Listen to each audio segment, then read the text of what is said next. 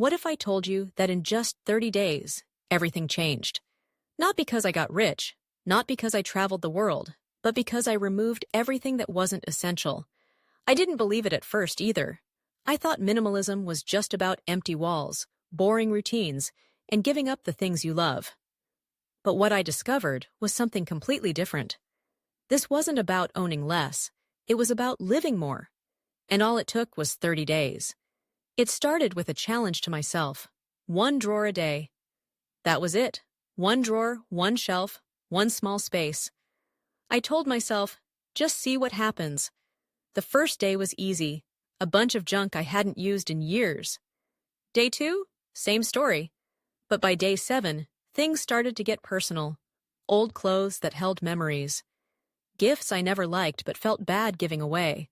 Books I told myself I'd read one day. Letting go wasn't just physical, it was emotional.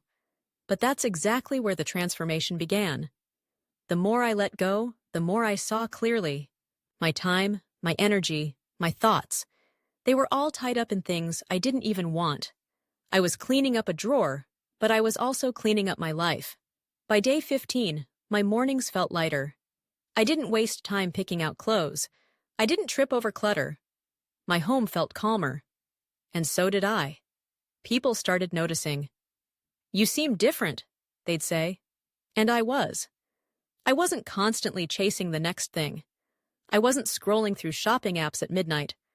I wasn't stressed about the mess in my home because the mess was gone. For the first time in years, I felt in control. Not because I had more, but because I finally had enough. By day 21, something strange happened. I stopped thinking about what I had thrown away.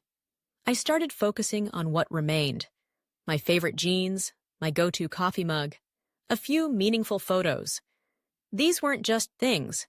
They were pieces of me. Without all the noise, I could finally see what actually mattered. I realized I didn't miss the things I got rid of. What I missed was peace. And now I had it. Every room in my house had space to breathe. My mind had space to think. My day had time for rest. I was spending less, worrying less, cleaning less, and living more. The last week was the most powerful. I looked around and saw a new version of my home. Not bigger, not fancier, but more me. Every item had a purpose. Every corner was intentional. There was no chaos, no guilt, no clutter, just clarity. Minimalism isn't about being perfect. It's about being present. It's not about what you lose. It's about what you gain. And in just 30 days, I gained more than I ever expected. More time, more calm, more focus, more freedom.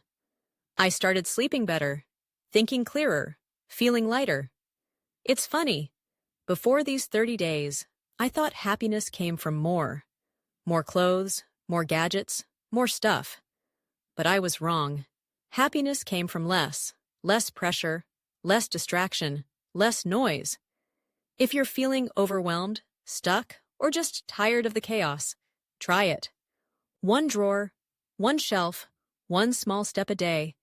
You don't need a fancy plan. You don't need to throw away everything. You just need to begin. And I promise, if you stick with it, by day 30, you won't believe how much your life can change. Because mine did.